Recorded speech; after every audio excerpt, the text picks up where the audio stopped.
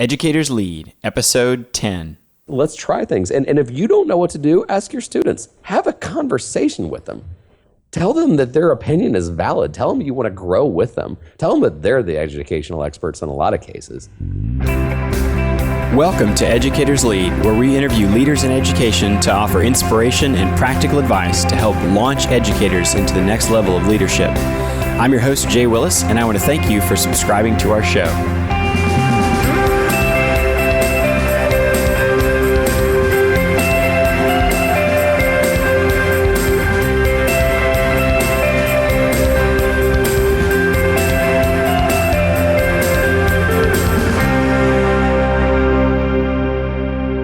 This is John Lee Dumas of EO Fire, and you're listening to Educators Lead. Let's join my friend Jay Willis and get ready to take your leadership to the next level. Hello, edu-leaders. Jay Willis here, and I'm excited to introduce our featured guest today, Don Wettrick. Don, are you ready to launch? Permission to board, sir. Let's go. All right, that's awesome. Don Wettrick is the innovation coordinator at Noblesville High School, just outside of Indianapolis, Indiana. He's the author of Pure Genius, Building a Culture of Innovation and Taking 20% Time to the Next Level. Don has worked as a middle school and high school teacher, educational and innovational consultant, and educational speaker. Don is passionate about helping students find their educational opportunities and providing them with the digital tools they need to give them a competitive edge. That's just a brief introduction, Don, but tell us a little bit more about yourself. Okay. I think this is my 19th year in education. I've been doing a little bit of this and a little bit of that, but I've recently, and by recently, in the last 5 years, I've started an innovation class, which, man, you have to see to believe, but we try to be transparent on everything. So if anybody wants to check out the NHS Innovation channel on YouTube, they're more than welcome. I blog, not as often as I should, but I do, on theinnovationteacher.com. And I'm just trying to move the needle forward on this buzzword we call innovation and try to showcase what it looks like instead of just talking about it. Great. So tell us a little bit about your career path. So the path has been odd. Everybody in my family was in education at some point. My sister was an elementary deaf education teacher. My dad is retired now, but it was in education. He was both in the glory days of the shop class era and mechanical drafting, and then went into guidance counseling. And my mom was a stay-at-home mom, which by definition makes her an educator. And the one thing I promised myself is I'd not go into education because everybody else in my family did. So it was kind of funny that after 3 years of being out of college, and I had a nice job, and I just didn't like it as much. And I thought, oh no, what am I thinking?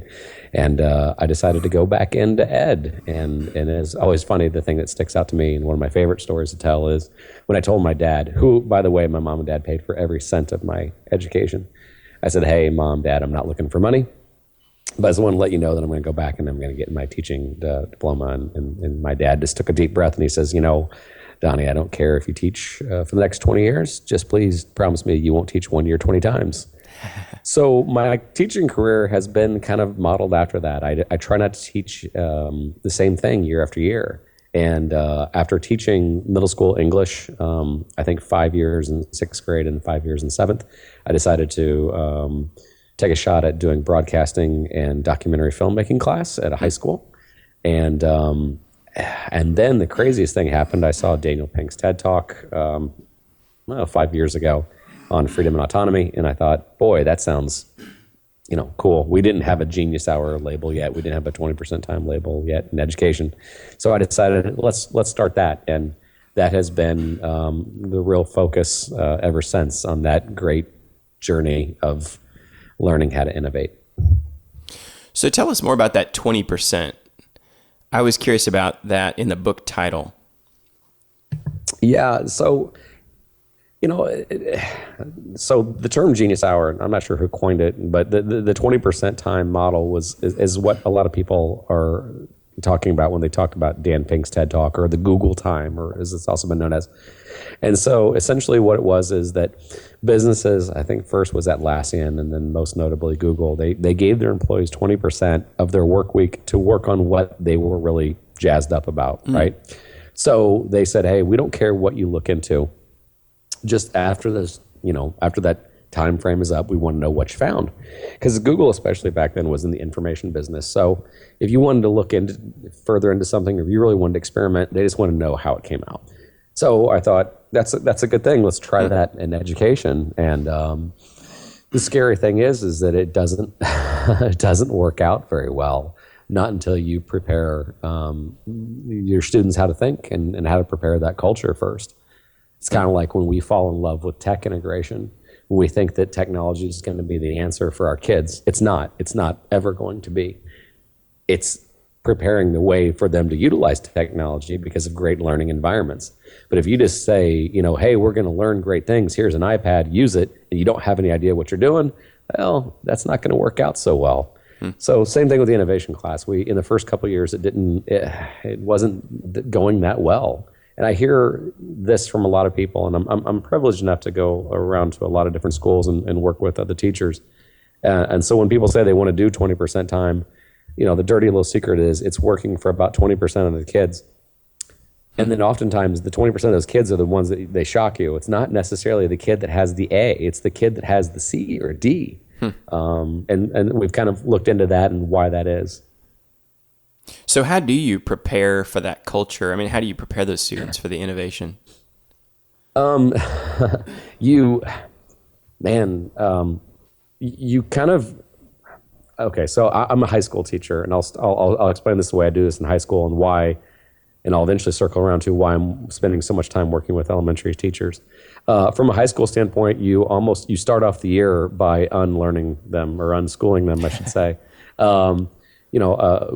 I have them help me design what the class looks like. I don't have a rigid set of rules on what the class is, but I have a general. And case in point, this year we started off with all the things we did not like about school or education. And it's funny because it's like this echo chamber. Everybody admits, they say things like, factory style learning and all this other stuff. And everybody knows that it's not right. So after they had this huge list of what they didn't like, I'm like, okay, you know what the exact opposite of all these things are? This class. They talked about, when things are relevant and, how things can be applicable to them. And if they had a time where they could learn the things they want to learn, or get advantages of networking with people that they really always wanted to work with. And I'm like, okay, all these things you mentioned, that's my class. Let's go. So essentially I took away a lot of their complaints or a lot of their, things they had a problem with up front.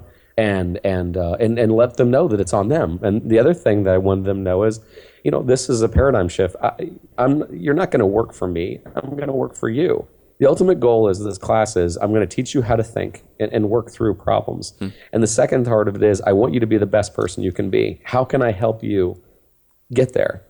You said you always want to know about coding. Let's learn coding. You said you always want to start a nonprofit. Let's start a nonprofit. You said you always want to start a business. Let's help you form an LLC. Once we can get those skills together, that's how we get going. Now, it takes a couple of months for them to get over that. Because high school kids have been told for years, sit down, shut up, learn these things, and they don't have choice in the matter. So in the first couple of years I did this, I'm like, hey, what do you want to learn? What do you want me to learn? No, what are you really passionate about? I'm passionate about getting an A so I can get into my favorite college. I'm like, no, you're missing the point. So it takes some time for them to get over that. So my goal is, what if we keep working with elementary school teachers and then have those kids filter up through the middle school? A time like an innovation class will be natural. And by the way, I'm not bashing all of education. There's a lot of foundational things that we need. And sometimes school is not going to be the most exciting. There's just some foundational things you have to have, right? But if there's one time of the day that you can innovate and collaborate with people that you didn't dare dream of in the past, well, that's an innovation class. And where does that start? Honestly, it starts in kindergarten. Like show and tell is among the most incredible things, because it's their time to be an expert in something, share their knowledge on what they did, except can we like incrementally make that better and better? So that show and tell time in the first and second grade, they might start working with a couple other kids in class, and then all of a sudden you're working with an outside expert. You just kind of expand that time to, for lack of a better term, and it's a buzzword, to innovate. Mm-hmm. So obviously on this show, we usually have, assistant principals, superintendents, that'll be on the show just talking about their transition to school leadership. So talk a little bit about your role and just your role as a school leader, kind of share that with our listeners just so they kind of better understand, your position that you have. Yeah, I'm certainly glad you asked, and this is, if you could see me, I'm metaphorically going to step up on my soapbox. So I'm a school leader in the sense that I'm leading an innovation charge, for sure. I want to work with as many school leaders as I can because they are the guardians, right? They're the gatekeepers. I've seen some really passionate educators that really want to start doing things that are going to involve risk. And if the superintendent and principal go, no, we don't do risk, game over. So I have a leadership position in the sense that I'm still a classroom teacher, don't want to do anything past that. But I want to show more education people that they can take leadership roles within their own position. That's great. That's great. So talk to us a little bit about the journey to becoming, the journey that helped get you, or that got you to that position that you're currently in as a school leader. That's easy. Forming alliances.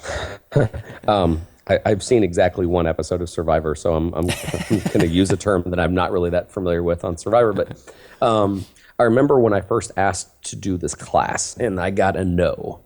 And I pretended that he said yes, because I knew that this was going to be a great thing. So I think the first step in leadership is just having the arrogance of belief, knowing that if I know what I'm going to do is right for kids, then daggone it, I should plow through. And they said no, but then I started making some phone calls, and God bless them, I made some really great alliances with two really great people at Stanford University, one at Duke, and then most importantly with Daniel Pink. And I was totally naive back then. I didn't know that he was a big deal, and so I just got a hold of him and talked to him. Hey, I'm starting this class, and I've got you in mind, and all this other stuff. And so he started to agree. We did a couple of Skype sessions, and then lo and behold, the principal was like, well, that's cool. And, this class you wanted, well, this is maybe not a bad idea. So sometimes gathering people around you and building up alliances helps, for sure. And having Daniel Pink on your side, right?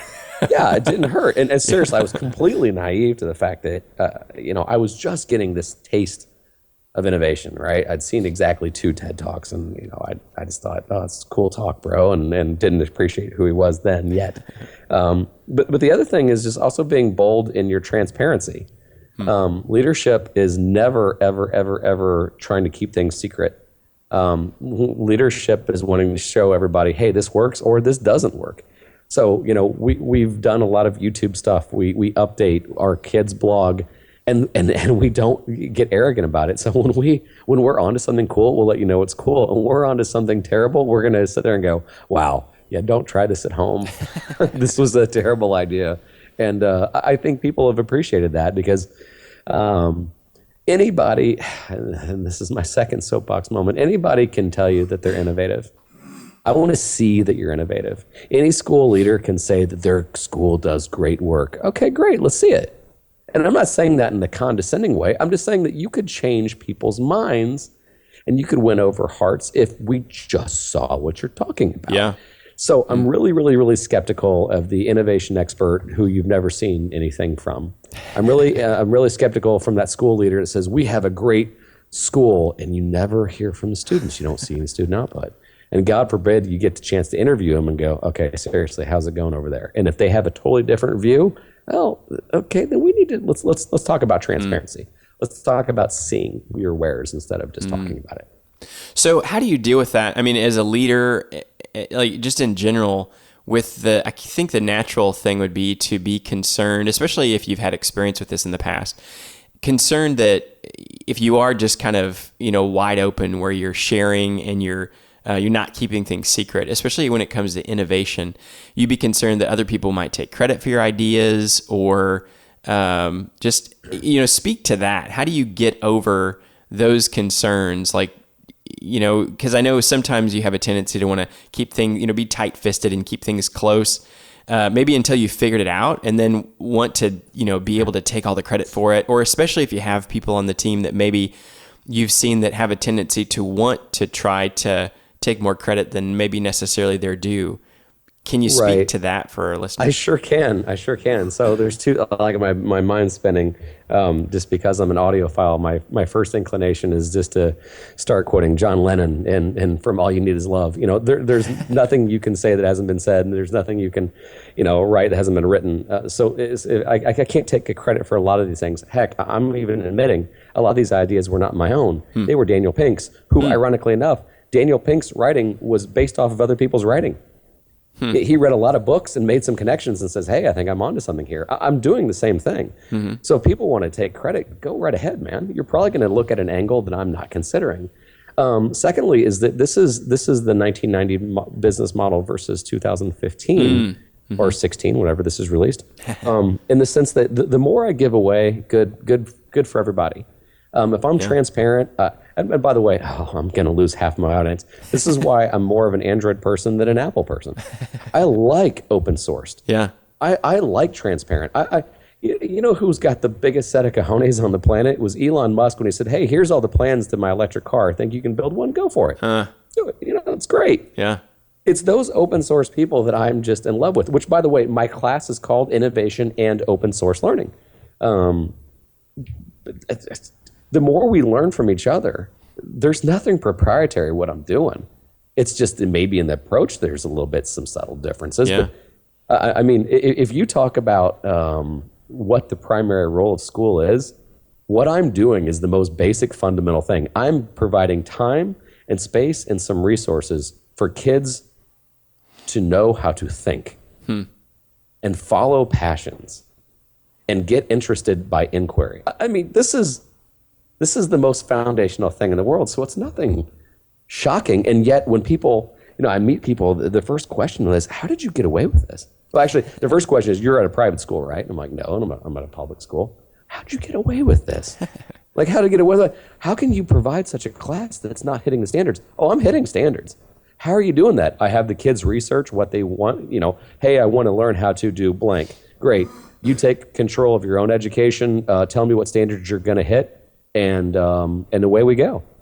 Oh, I never thought of that approach. Yeah. Imagine this. Instead of me writing a standard on the board and say, learn this, you tell me what you want to learn and then substantiate it.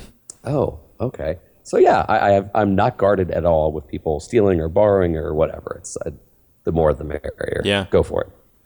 Yeah. So it sounds like you just feel like the best idea is going to win in the end. So the more people share, the better the ideas that are going to come out as a result of it. And it's funny you say that because the best ideas do win. And here's the crazy thing. This class has been overhauled. I think I'm on like my fourth or fifth different way of grading because I listen to my customer base. And my customer base is my students. So when my students say, hey, I even had a kid, Jake Jordan, the other day said, you need to make me do the following things. I don't like it, but it's going to be good for me. Now, when you have kids that are at that level of thinking So, even my idea of what the class, it has transformed and mutated so many times, and I'm okay. Well, heck, going back to Chuck Wettrick 101, don't teach 1 year 20 times. This is my 5th year of the innovation class, and we've gone through, this is probably version 5.2, so it's nutty. It'll always evolve. So tell us a little bit about the journey. Just, I'm sure there are some, there have been some ups and downs along the way, especially kind of pioneering this thing, from the beginning. So talk about maybe one of your most difficult moments in the journey. Oh, year one. To get this started off, I thought I was going to do the smart thing, and I recruited some of the students I already knew, and they were A students. And the hardest part was, all right, this is going to be awesome. And they told me it's going to be awesome. Who wouldn't want to take a class of the class is what you think is best for you? And so I'm like, all right, we got started. I'm like, hey, what are you passionate about? I don't know. No. What do you want to work on? In the end, a lot of them were like, look, I thought this was going to be fun. This is a lot easier if you just give me an essay. Give me a Scantron of some sort. I will ace that thing. And so I realized that in a lot of cases, people prefer their prison cell. It's an easy environment. We complain that it's not interactive. We complain that it's not relevant. We complain about a lot of things, but you know what? It's easy. And it made me so depressed that I'm like, okay, I see a better future for you and you don't want to take it.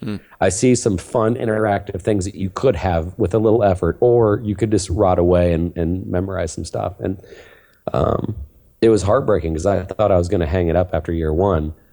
Here's my golf metaphor. But just like when I go out and I play golf and I don't shoot that well, there's like on the 17th hole, I'll put one like really close to the pin and I'm like, oh yeah, I'll be back. I'll be back. And so it was the same thing. I had like 2 projects that were really good. And I'm like, all right, let's just try this next year. And the next year wasn't that great either. And then the year after that was incrementally better because I, as the student, was learning what not to do. And by the way, this has been my lifelong learning. You know, I'm learning along. Talk about a fun environment, by the way. These kids are so much smarter than I am. I just had a kid. He's working on his last round of patent work. He's invented a solar panel, a transparent solar panel. Wow. It's amazing stuff. And I mean, amazing stuff. And I'm over there always going like, how'd you do that? Hey, could you show me how to, could you show me what you're doing? I have so many things going on in that room that I'm so lost on, and I love it. So that journey from being completely hopeless to having some hope to me being lost in awe has been the journey. And I think that's my last point. I am infatuated with Joseph Campbell's monomyth, The Hero's Journey. What I really want people listening to this to know, we're living, a lot of us are living an artificial life. We're watching everybody else achieve for us. We're watching sports, we're watching movies, we're watching our favorite performer. But what if we got out of our comfort zone and we took our own journey? What if the things that we were bothered by, we actually were called to action? This class is that, right? I don't want my kids to passively watch things. You know, an awareness campaign means exactly nothing if there's no action. And so a lot of times when we fall in love with something, we act on it. If we're bothered by something, we act on it. And I'm begging people, this needs to be an elective in every high school in America. No, in the world eventually. Quietly sitting there and watching the world go by and us training them that way it's heartbreaking. And then once you unleash these kids and you can show them that their passion lies right there, it's inspiring. Yeah. It's really inspiring. Yeah. So just to backtrack just a minute, when you were going through some of those struggles and maybe at the beginning where it seemed kind of hopeless because they didn't see the vision and they were just kind of used to the conveyor belt life, I guess, so to speak. Like they were just kind of used to going along and doing what they were told and not thinking outside the box or maybe realizing there's not a box at all or whatever. But so what got you through that when you were kind of at the trough, at the bottom of your discouragement? That's a great question. What kept me going? My own curiosity. I never thought about that. I don't know. I just never thought it wouldn't not work. Wow, sorry about the double negative. It's okay. I just said the bottom. I just said like the bottom of the bottom of the trough or something. I said something weird too. So no, you're fine. So no, yeah. I just I was ready to give up, but those moments of hope gave me hope. But in the other end of it and again, I know this is what we call the arrogance of belief, and if it comes across arrogantly, I'm sorry, but I know what I'm doing is right. Yeah. It's because it's so fundamental and it's so true. I know what I'm doing is right. And so when I get to see those nuggets of wisdom from the kids and just be in the healthiest environment possible, learning along, we talk about lifelong learning. A lot of times we're just saying that because it's a cool buzz phrase or whatever. I'm learning all the time, and I think that keeps me going. And then lastly, I have 3 kids of my own. And I want to make sure that they have a class like this. You know, my oldest is a freshman in high school, and I want to make sure that she can have this kind of environment, and all the way down to my middle and youngest. It is kind of funny how you're in education, you want to change it at a young age, but you really want to change it when you have kids of your own, you know? So I think that's part of it as well. Yeah. So what were some of the takeaways from that process? Like from maybe when you had the discouragement and, I mean, it sounds like maybe it wasn't, maybe just a little bit of hopelessness. Maybe it wasn't horrible, but just what did you learn, I guess, through that process? What was the biggest takeaway? Biggest takeaway is that you can lead the horse to water, but it's best to let the horse think that it found its own pond. When you tell a kid, this is going to be awesome, this is going to be great, now do something amazing, there's some resistancy there. But when you say, hey, you know what? I've got this crazy idea. I've got this idea for a class. I don't know. What do you think? How could we design this to be? How could I be better?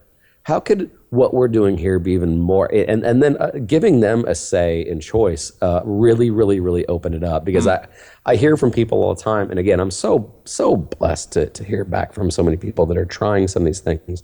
And the number one thing I hear is, hey, I told them we're going to do some awesome things. And I'm going to give them this time to be, genius hour, and I go be geniuses, and daggone it, they won't. Well, okay, because did you tell them, sit down and be genius? Was that really a different approach than what we've had in the past? You know, if we truly want to be innovative, we have to be open and in the, somebody said, could you give me a worksheet on how to be innovative? I'm like, man, you're killing me. Well, tell me how to be innovative and I will. Matter of fact, I just wrote a blog post on that not too long ago about how school leaders, this is right up your alley. I said, how teachers have the best job ever when we have great leadership. But it usually falls under three categories on the teaching end of it. When a school administrator says, daggone it, we're going to be innovative, teacher one, always, he's the coach's coach, and he says, yes, innovative. Can you give me a playbook on how to be innovative? It's a start, right? Teacher number two is, I'm going to shut my door and I'm going to do whatever I please. If you can teach, a lot of times those teachers that say, I want to shut my door and teach the way I please, a lot of times they want some autonomy. So if you let teacher two know that you're going to give, hey, I want to hear from you. You say you want to shut the door. Why are you bitter? Why do you want it? Well, because back when I used to get creative, okay, great. How can this look? And then lastly, there's the disruptor. And honestly, these are the people that might not be too popular in their own building because they challenge that status quo. My gosh, I still apologize to my principal that, he knew what he was getting into. And I said, look, I'm rarely going to ask for permission. I'm going to easier to ask for forgiveness, and you just kind of keep moving forward. So that kind of leadership, allowing me to thrive, allowing us to grow, it's all meant so much to me. Well, that is great. And other teachers. So that'd be a great question. What advice would you have for other people that maybe either want to be in a position similar to yours or have had the privilege of being placed in a position similar to yours, just about leading up and helping those around them, especially those in leadership positions above them, to be open to that? Yeah. Well, okay. Wow. Again, my head's flooding with ideas. First of all, if you would like to be like an innovation coordinator or director at your school, start by you being innovative in your own classroom. Be known for that. Mm-hmm. Secondly, and I mean this to anybody listening, if I can be of any help, if it's like, hey, I talked to this one guy and he's wacky and all that good stuff, and email me, dwettrick@gmail.com. I'm relentlessly helpful for people that want to change and do some of these things. And then lastly, have a very, very, very transparent attitude of, look, I'm not going to be secretive. I want to do the following things. Because a lot of school administrators had the luxury of doing this once. I was leading a really big training session once, and it had tons of people there, from teachers, and then it had principals, and then it had superintendents. So when we were talking about change, some of these teachers were like nervously looking at me and like motioning with their eyeballs, like, ask him. And it was the principal. I'm like, okay.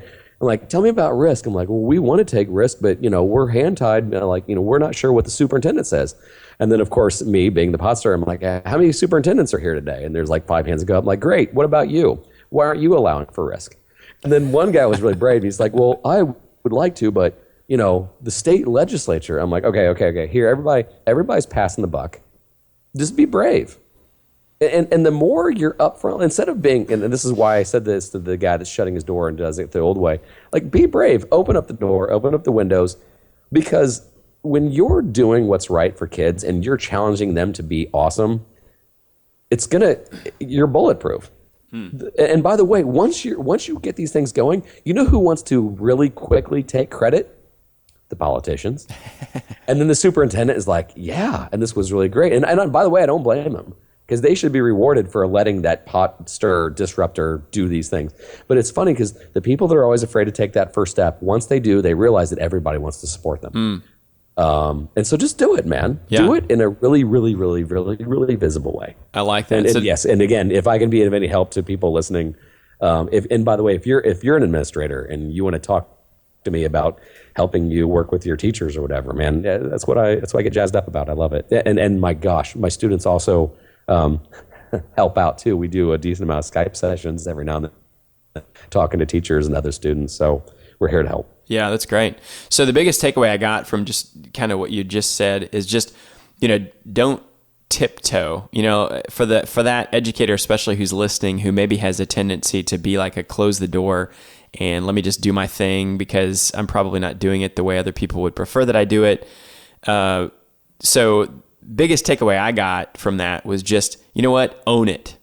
Because if you're doing good things for the kids, other people are going to catch on. And so rather than you're actually kind of doing them a disservice by trying to hide it, because then they're not going to catch that same vision and passion for that you have. And that could actually be a great thing for other people to catch that passion. So that was the biggest takeaway that I got from what you just said. That was good. Yeah. And then also, along with that, I'd love to get, if you could either email me or just send me after this interview, just the post that you just alluded to about administration, the blog post that you just talked about. Sure. So, and we can put that on the show notes so other people can visit that, because I'm sure there's lots of people who'd be interested in reading that. Very good. So, very good. Well, so tell us about one, because I know you've been in education for a while. Tell us about one of your most meaningful and significant stories. I'm sure you've got lots of amazing stories, but if you could just share just one of those with us, one of the best. You know what? I was going to go something tech end or maybe even socially entrepreneurial end, but I think one of the stories that really caught fire, and it's when we started to experience growth. I had a student of mine he was very obese and very depressed, and very long emotional story made very short. We had kind of a talk in the hallway, and he had indicated to me that he had lost kind of hope, and his father had passed away, and that's when things kind of spiraled out of control. And while we sat out there and talked and kind of connected, this kind of idea caught fire in my head. I had just started this innovation class, and literally, we talked about the mantra, opportunities are everywhere. We live by that. So a lot of times when you see a problem, that's a great opportunity to serve. And so all of a sudden I was like, wait a second, this could be a great opportunity. So I asked the student, I said, hey, what do you have first period in the morning? And he says, foods and nutrition class. And I said, well, how would you like to be a part basically of an innovation project? And I asked a student who was actually looking for a project if he would want to just work with a student, because I'd read Dr. John Medina's book it's called Brain Rules, that the body's in motion is you just become smarter and brain activity fires. So we devised a plan where these two students were just to walk and talk and gather ideas, and then he was going to gather data. And what came out of that was amazing. Friendships were formed and ended up spreading out to a couple other students who saw what was going on. We tried to be very discreet about it. We didn't exactly want to get on the announcements and talk about it. But some other people saw what was going on, and so other students kind of got involved. And it also taught me a lot about transparency, because things started going a lot better for him. And then one thing led to another. And Eric jokingly said, he says, you should blog about this. And mind you, my Twitter following then was really pretty small. And I was like, oh yeah, like who will read it? And so he's like, no, you should. So I put out a blog, I wrote it, and I think it had 3,000 hits in the first evening. And within a week, the Today Show called and they did a thing about it online. Unfortunately, they didn't produce a package because it was during the Sochi Olympics.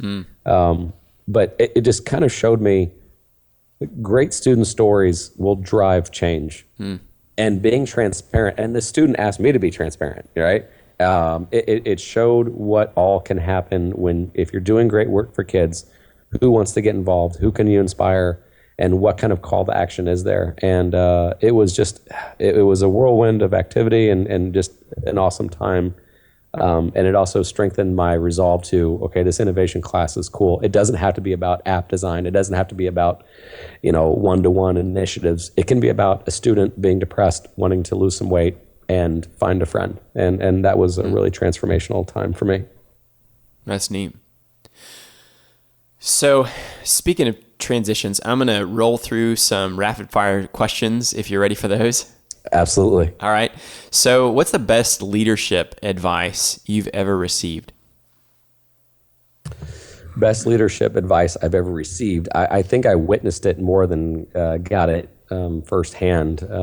But basically, leaders, and I got this a lot from my family, leaders empower other people. The more value you bring to other people, the more, first of all, the more you'll be celebrated. Great leaders in the past who were nice and lifted people up always achieved more. And yeah, there's tales of really mean, awful company owners and something like that. But true leadership to me is you're the last in line. You want to make sure that everybody else is succeeding along with you. It's not about you. It's about everybody else. So that's always been near and dear to my heart. That's great. What would you say is your biggest strength as a school leader? Passion, man. I love what I do. Yeah. And I think, and even some of my students joke about that, is that even on a bad day, they're like, I don't know. I'm like, come on, this is going to be awesome. And I think I'm still, in many ways, a middle school student. My wife would probably agree to that, unfortunately, on some days. But no, I'm really jazzed about what I do, and I love what I do. And it's definitely passion, and that enthusiasm, I think, is infectious with, when I'm around really happy, upbeat people, I become upbeat and happy. Yeah. And that's why I try to avoid really negative, down people, because who has time for that? Yeah. Is there a book or two that you'd recommend for other school leaders? Yeah. I mean, ironically enough, I almost even said Leaders Eat Last. Good Leaders book. Eat Last by Simon Sinek. Yeah. was amazing, and it has nothing to do with education and everything to do about education.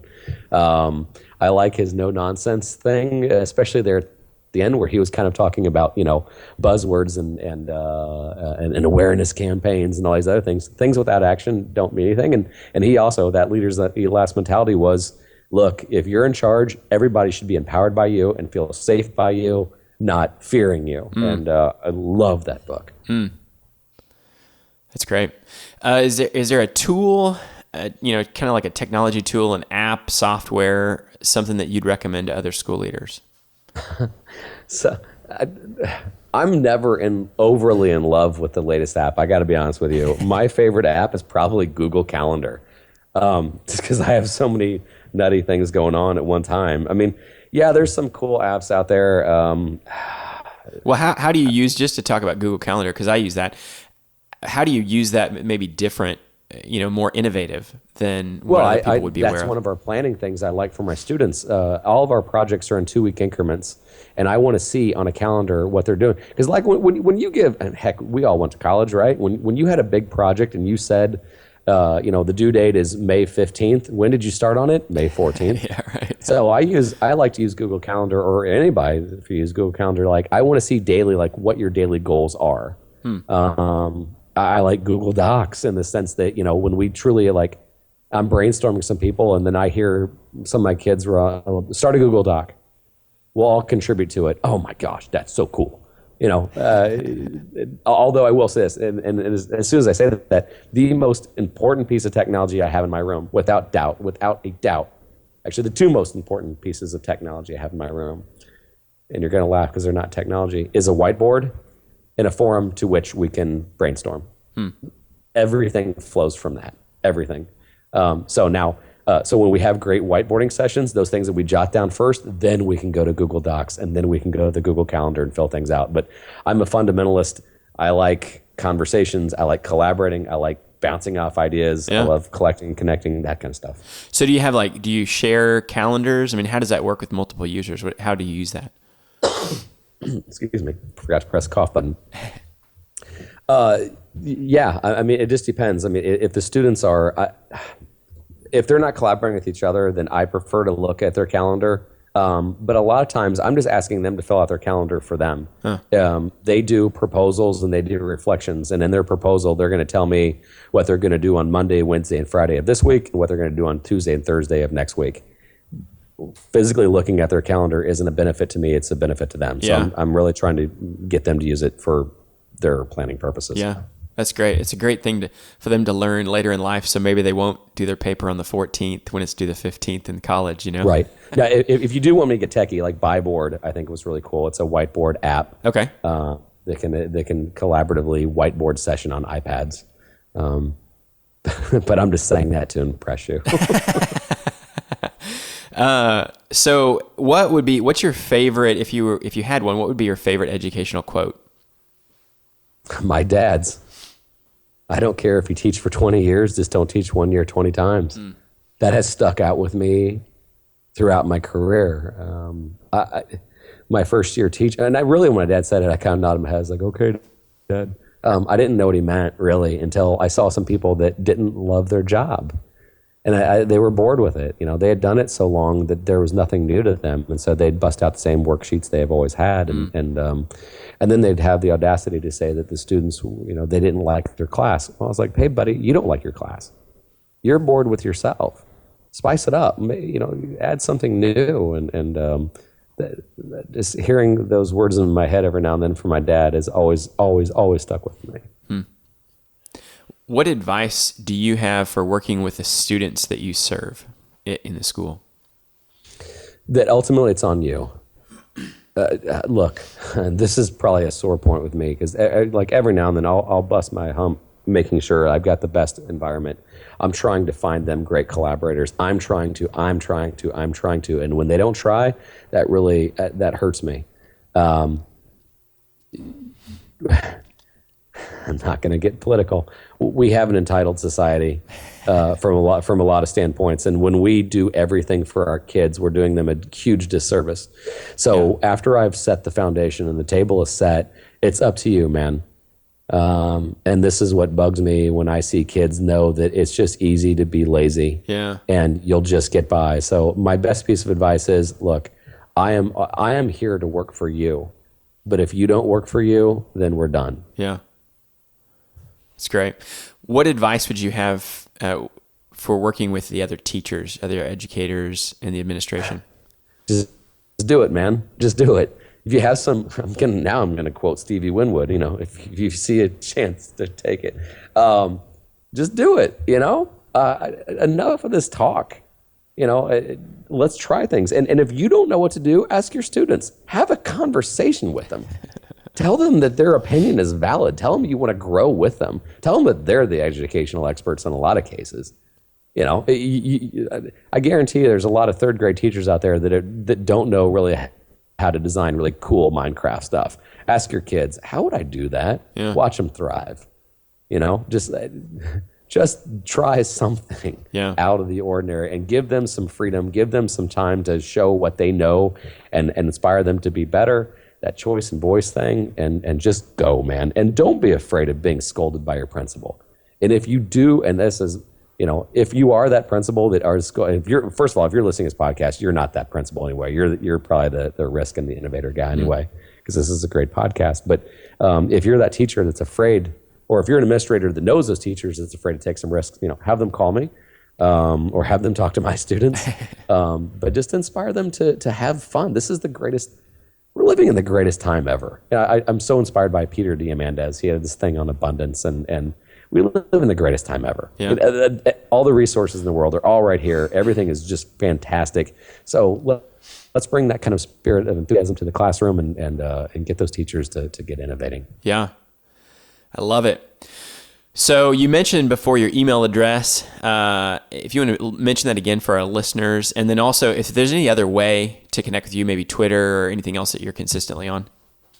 Sure. My email is dwettrick@gmail.com, and I am pretty robust on Twitter. I get back. I follow back. I want to know. I see opinions. I like to see latest things in ed. The only time I don't follow back is if you don't have a profile name or whatever. Like, let me know you're a teacher and let me know that you've got some cool things. And if I can be of service and help retweet things that your students are doing or whatever, I'll be happy to do it. And then lastly, I have a website that I need to be more prolific, but theinnovationteacher.com is my website. Very good. And I'll put that on the show notes too, so people can find you there. So this question, last question, is it's a little bit different. So if you could go back to just when you were beginning as a teacher, and you could give yourself one piece of advice, if you could just, get in a time machine and go back, what advice would you give your younger self?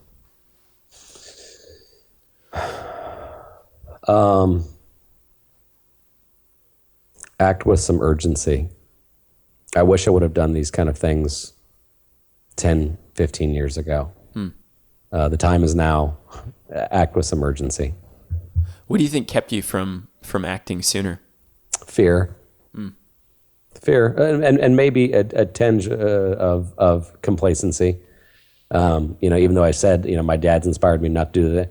I was always wanting to mix things up, but in a similar way, right? I didn't ever envision myself completely blowing up this much the curriculum. I didn't expect to start an entirely new class. But once I saw what was the deficits and I saw basically the sense of urgency to start creating some change, creating environments where our students wanted to go to learn, then I kind of was doing that call to action kind of thing. So I wish I would have been more urgent then. That's great. Fantastic. Thank you, Don. Edu-leaders, this has been a great interview today. For the show notes of today's show and other resources, visit educatorslead.com and type the word Don into the search tool to find his show notes. Don, thank you for sharing your journey with us today. And that wraps up another episode of Educators Lead. This podcast is brought to you by Wettrick, the #1 test preparation company. Wettrick offers study materials for over 1,800 different exams, including the SAT, ACT, GED, end-of-course exams, state standard exams like the STAR, teacher certification exams, advanced placement, CLEP, ASVAB, GRE, and so many more. Wettrick takes the mountains of information students could be tested over for any given exam and boils it all down to just the fluff-free golden nuggets of information that are most likely to be on the exam. They couple that with some great study tips and test-taking strategies to help students maximize their test scores. With their interactive tutorial videos and a layout that makes lesson planning easy, Wettrick study guides, flashcards, and practice questions are a great fit for individual or classroom use. To learn more about our products and our vault of hundreds of free tutorial videos, please visit educatorslead.com/test prep. That's educatorslead.com/test prep. Edu-leaders, thank you for joining us on Educators Lead. Visit us at educatorslead.com for everything we talked about today, free resources, and much, much more.